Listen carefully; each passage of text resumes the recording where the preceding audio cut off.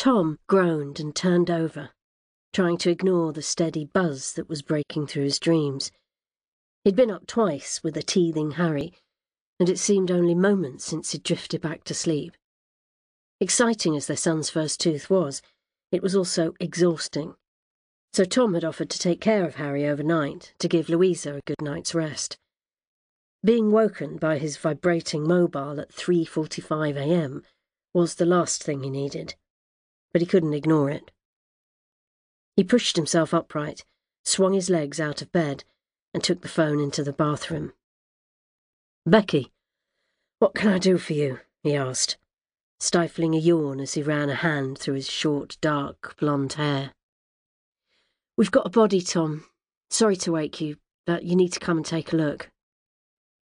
He resisted the urge to sigh. It wasn't Becky's fault, and he didn't suppose she wanted to be up in the middle of the night any more than he did. "You sound like you're outside. Where am I going?" "We're not far from Row Green, down a narrow alley. Head on the motorway towards Worsley. I'll text you the location. Jumbo's here with the team, but we won't move anything until you arrive." "Okay, I'll be with you in about 45 minutes. He took a deep breath and switched on the shower. At least Jumbo, or Dr. Jumoke Osoba to give him his full title, was the appointed crime scene manager. He had more experience than anyone Tom had ever worked with, and he wasn't afraid to add his own hypotheses to his professional assessment either.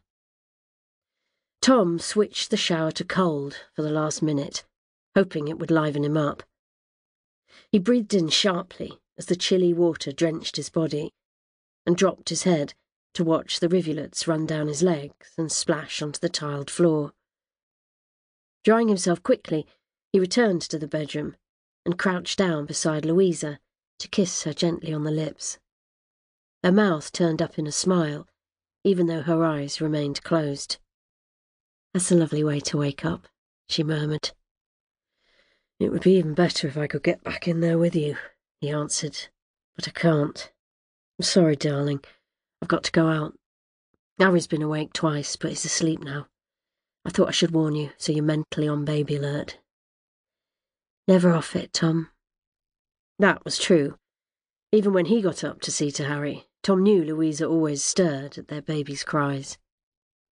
He resisted the temptation to look in on his son, worried that any sound might wake him. Instead, he satisfied himself that he was sleeping by checking the video on the monitor. He kissed Louisa again and headed for the